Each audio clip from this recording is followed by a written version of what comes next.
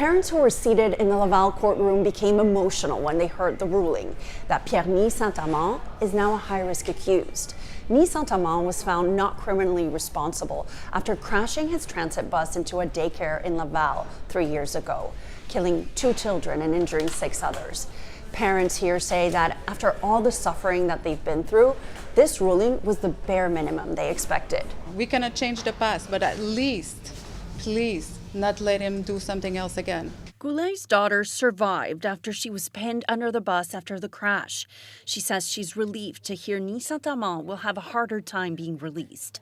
With this ruling, he will remain in a psychiatric facility under strict constraints. He's a danger to the population. Judge Eric Downs said in his ruling that evidence showed there is a strong probability that Ny St-Amand would use violence to hurt someone else in the future. He also said the acts he committed are of such a brutal nature that the designation of high-risk accused is necessary.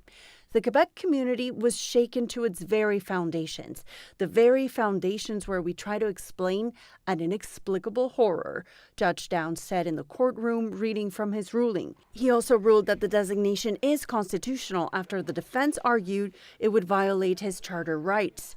Ny St-Amand sat listening with no reaction. He will head back for treatment and detention at the Pinel Institute. C'est une petite victoire dans une immense défaite très dramatique qui coûte des vies. Sébastien Courtois is the father of a boy who was injured at the daycare. He was in tears when the ruling came down.